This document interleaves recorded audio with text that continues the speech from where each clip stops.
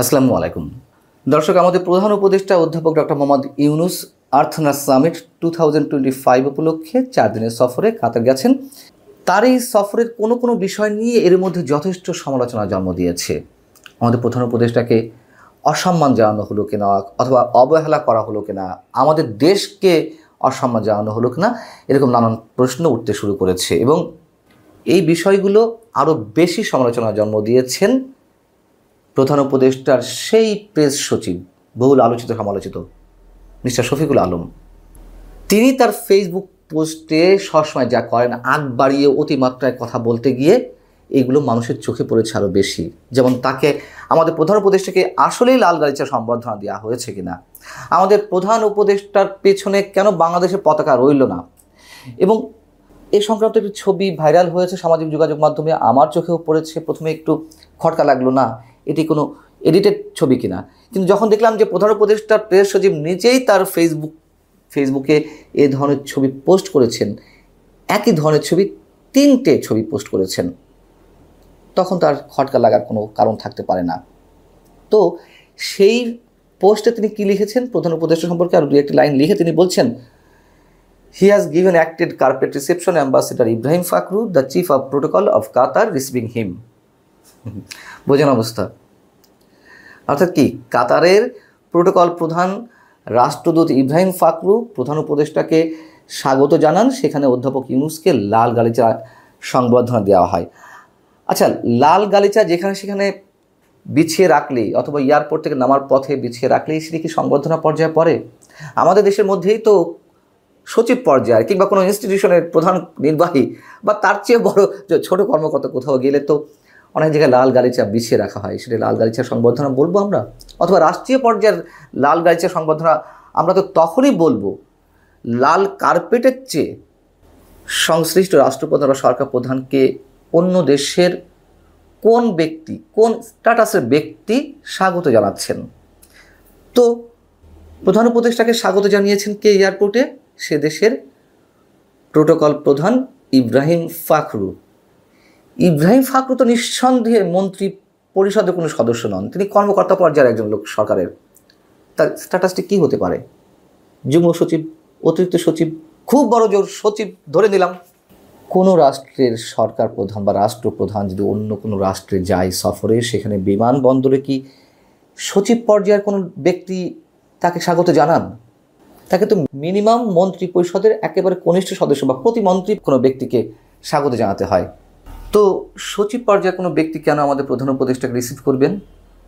এর মধ্য দিয়ে আমাদের প্রধান উপদেষ্টার প্রতি কোনো প্রকার অসৌজন্যতা প্রকাশ পেল নাকি অবহেলা প্রকাশ পেল আমরা জানি না। তবে হ্যাঁ, কিছু রাষ্ট্র আছে, যেমন যুক্তরাজ্য, তারা তাদের মতো করে বিদেশি অতিথিদেরকে প্রোটোকল দেয়। বাংলাদেশের মতো রাষ্ট্রের সরকার প্রধানদের তারা সচিব পর্যায়ে কোনো ব্যক্তিকে দিয়ে রিসিভ করেন, এটি আমরা জানি। কিন্তু কাতার আর বাংলাদেশের স্ট্যাটাস তো আকাশ পাতাল কোনো পার্থক্য নয়। আর্থনা সামিট কি? আর্থনা সামিট জলবায়ু বিষয়ে এবং আরও কিছু উদ্ভাবনী বিষয়ে বিশ্বের বিভিন্ন দেশে এক্সপার্টরা এক হয়ে আলোচনা করেন এবং পরবর্তী করণীয় সম্পর্কে তারা নানান ধরনের অভিমত দেন। সেখানে আমাদের স্পিকার হয়ে গেছেন আমাদের প্রধান উপদেষ্টা, এবং প্রধান উপদেষ্টার প্রেস উইং থেকে বলা হচ্ছে যে তিনি কাতারে আমিরের আমন্ত্রণ পেয়ে গেছেন। হতে পারে, কিন্তু এটি কি রাষ্ট্রীয় সফর যেটি বলা হচ্ছে? রাষ্ট্রীয় সফরের তো কিছু নর্মস থাকে, সেই জায়গা থেকে প্রশ্নগুলো তুলছি। মিনিমাম একটি বৈঠক হতে হয় ওই রাষ্ট্রের প্রধানের সঙ্গে। কাতারের আমিরের সঙ্গে আমাদের প্রধান উপদেষ্টার বৈঠকটি এখনও পর্যন্ত কনফার্ম নয়, কবে হবে তাও নিশ্চিত নয়, 22 তারিখ বা 23 তারিখ হতে পারে। তাহলে এটি রাষ্ট্রীয় সফর আমরা কতখানি বলতে পারি? এবার আসি পতাকার বিষয়ে। যখন বিমানবন্দর থেকে আমাদের প্রধান উপদেষ্টা নামলেন, বা যে ছবিটি প্রকাশ পেয়েছে সম্ভবত বিমানবন্দরের ভিভিআইপি লাউঞ্জের, দেখা যাচ্ছে যে সে দেশের প্রোটোকল প্রধান ইব্রাহিম ফাখরু বসে আছেন, তার পিছনে কাতারের পতাকা, পাশে বসে আছেন আমাদের প্রধান উপদেষ্টা, তার পিছনে বাংলাদেশের পতাকা নেই। কেন?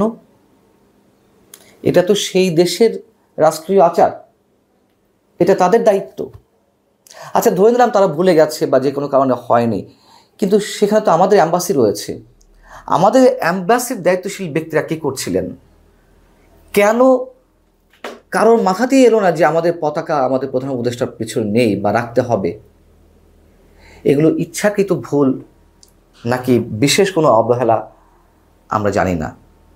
তবে এই বিষয়গুলো বেশি করে আলোচনায় আসে ওই যে বহুল আলোচিত সমালোচিত প্রেস সচিব মিস্টার শফিকুল আলমের কারণেই।